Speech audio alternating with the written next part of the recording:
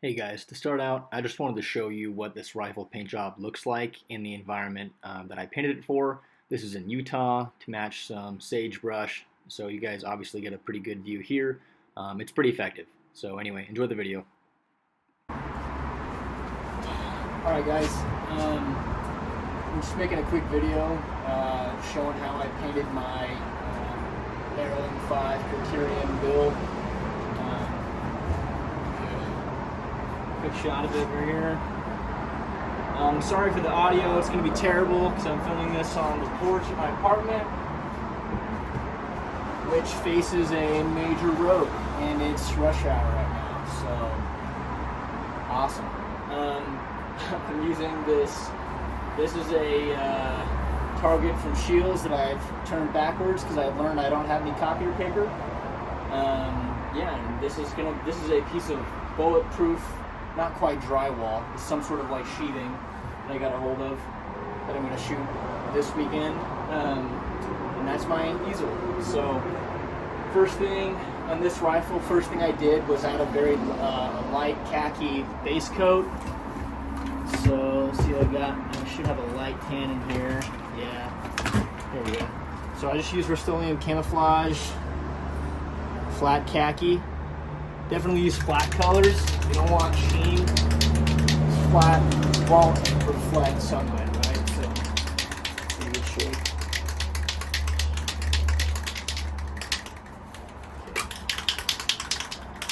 Let's do this with the base coat.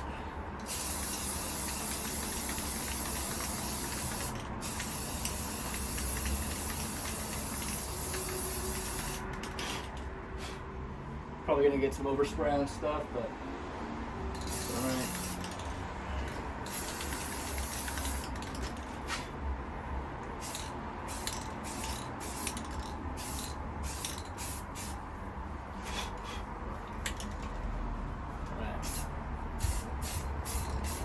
Okay. Got a light base layer. So in this rifle, the next thing I did, just as a quick note, I generally like a lighter base layer. The way I typically would paint a gun, if I'm really trying to match an environment, is to look at that environment and see what's like the backmost, what is the true backdrop of what I'm trying to match, you know? So here in Utah, there's a lot of like lighter to just like darker brown dirt.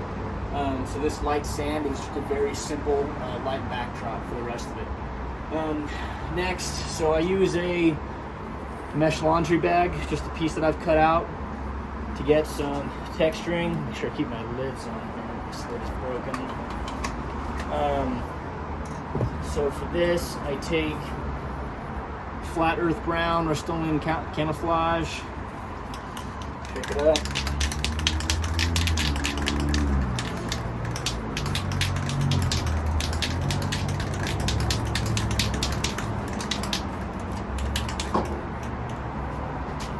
Over it.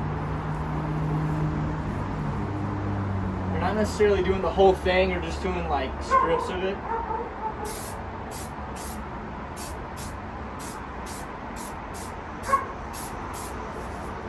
You know, so it's kind of random-ish. And because I don't like how stark the contrast is on this one, I took the paint and I just did a light dusting over it.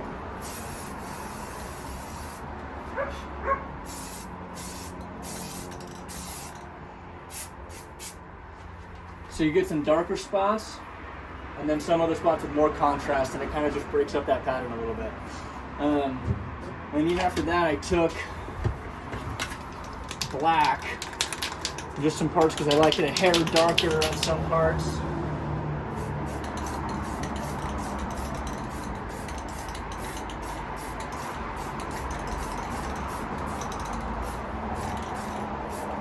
Just a little bit, just a light dust to darken it up just a hair, because there's a fair amount of black in most air environments. So next, it's kind of my general base layer. In some parts, I would even take the dark and I would almost completely like the dark brown and almost totally coat it. Anyway, again, on a whole rifle, this is, you vary where you do this.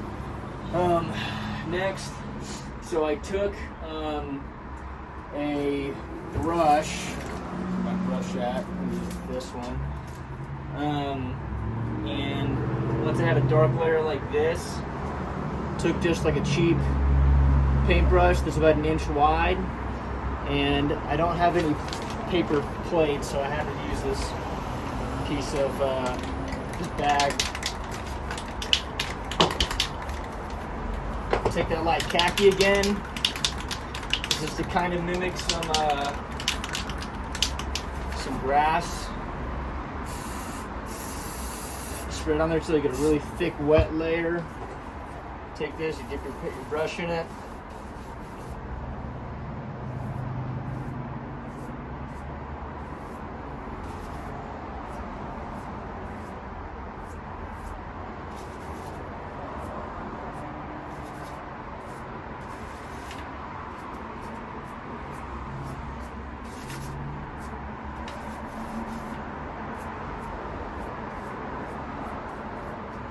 Okay, so you get some light grass strokes. Do a little bit more here.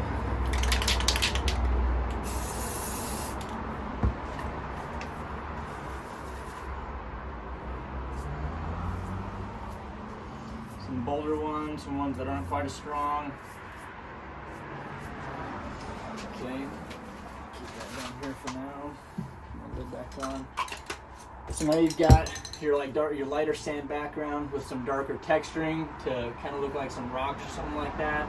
I'll create some shadows and then some grass. And then because I wanted this rifle to match Sagebrush, I took 2 different shades of green. I took like a true sage green. It's not called sage green. Again, this is just Rustoleum. I don't even know what the color is on this one. Let's see if they list it on here. I can't remember, but it looks a lot like sage. It's pretty light. And then I have a darker green as well. I think this is just Rustoleum. This is just like a more olive green, but it's a little bit darker when you put these on the rifle. Use a sea sponge. You buy this like $2 at Walmart, and you kind of rip it apart. You get a part where you can use it for more texturing. I kind of want to get a better edge on this to get more like a leafy, so I can use that edge to spot it. So let's just use my canvas again.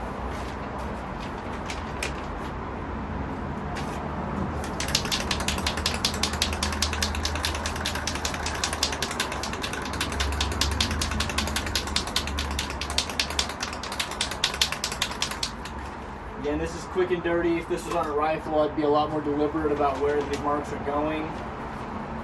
You know, you want the main body of the rifle to have a lot of variation because that's the biggest surface area that you have.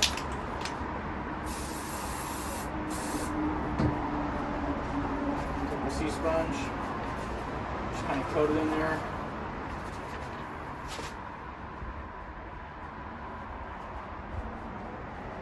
And you don't have to totally cover everything, but you just kind of vary where it splotches. It kind of dries quick.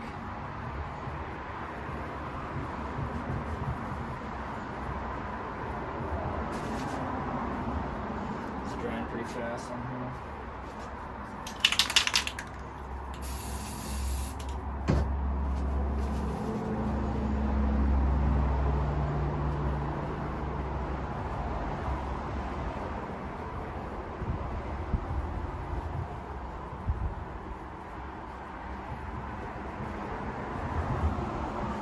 Some parts we'll do a little bit heavier.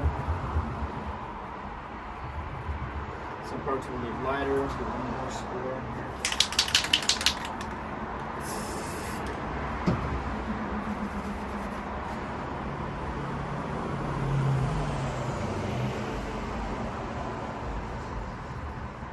Okay.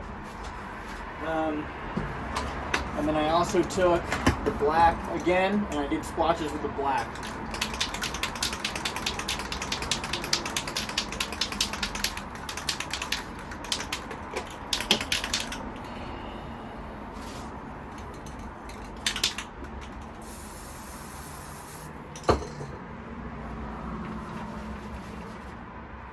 It's not a lot of surface area.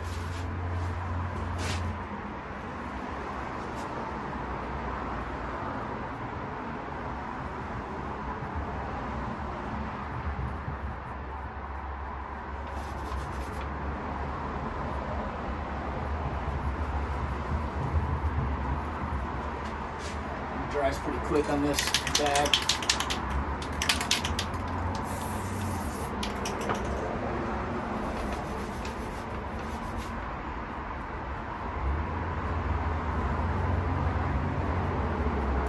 Kind of a big splash.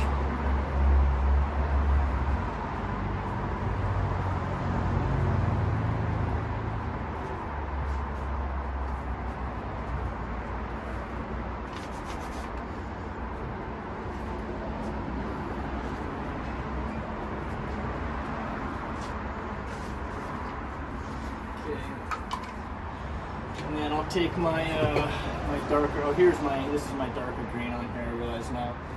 So I think actually two greens I used are this light green from Rustoleum Camo and this dark green from Rustoleum Camo. I'll use some of that too.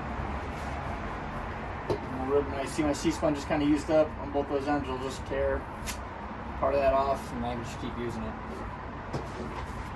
Flip this in half. To the side. This is my dark green.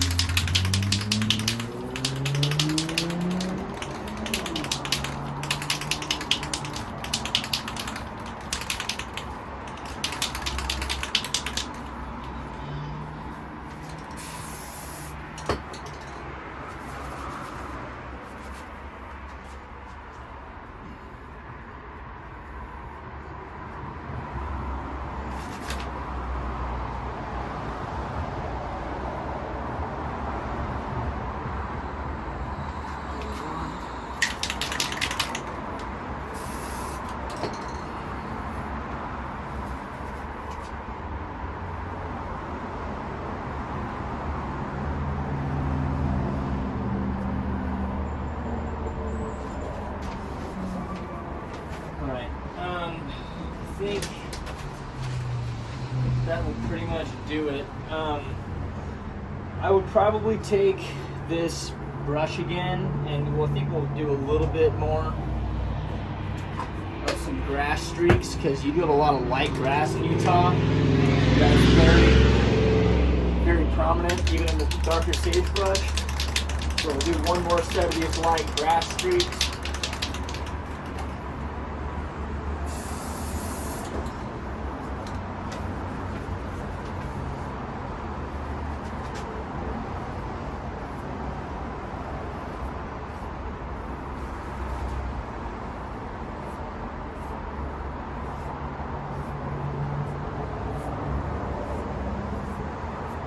There you go.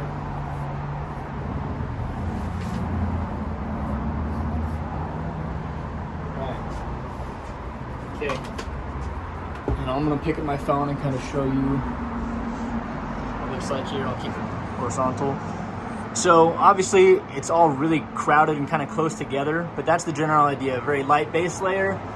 Use a my laundry bag to get some darker texturing here, and then a kind of a light dusting with maybe a darker brown and a black, and then get my grass in the background with this paintbrush, and then I'll do my splotching with my dark green and mostly my light green. I want to match some sagebrush, so it's a much lighter green, and then my dark green splotching, and then a little bit of lighter grass up top. So that really blends well. If you're just looking at that blends really well with sagebrush or a lot of just kind of like darker green environments. So you see in the rifle, I vary where I do this. I leave some spots with just some brown and black. Some spots have more streaking with the grass, and you can just do a little more variation because you have a lot more surface area. My bipod, I didn't do all the texturing. I left my bipod mostly just tan with some black laundry bag over top. I don't paint my cans. It's gonna smoke and discolor anyway, so no point. Anyway, but close up of the rifle, you kind of get an idea of what I was going for. You can be a lot more deliberate with that kind of surface area. Honestly, I could probably take, I don't know. I've considered touching this rifle up a little bit, but I think it looks pretty good. It turns out pretty well. So I know it doesn't totally match, but those are the techniques I used to get that sagebrush match. So I think it turned out pretty all right. Show the other side really quick.